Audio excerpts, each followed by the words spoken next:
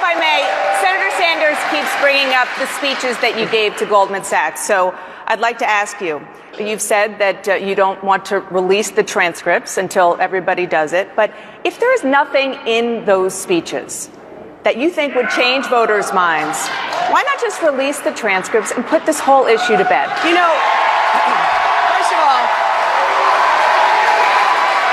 of all, there isn't an issue. When I was in public service, serving as the senator from New York, I did stand up to the banks. I did make it clear that their behavior would not be excused. I'm the only one on this stage who did not vote to deregulate swaps and derivatives as Senator Sanders did, which led to a lot of the problems that we had with Lehman Brothers. Now, if you're going to look at the problems that actually caused the Great Recession, you got to look at the whole picture. It was a giant insurance company, AIG. It was an investment bank, Lehman Brothers. It was mortgage companies like Countrywide.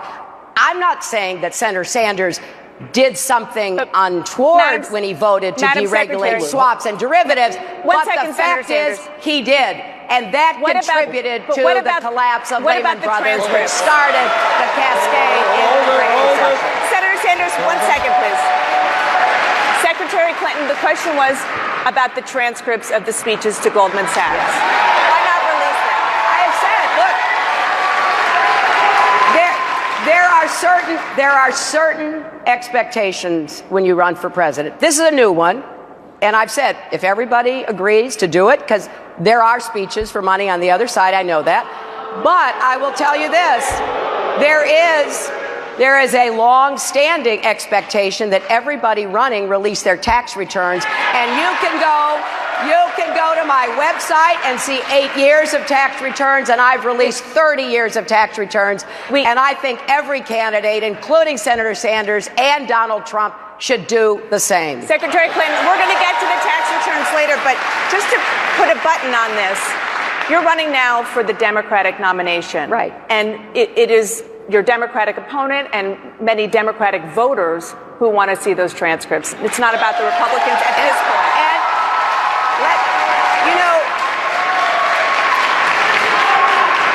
And let's set the same standard for everybody. When everybody does it, okay, I will do it. But let's set and expect the same standard on tax returns.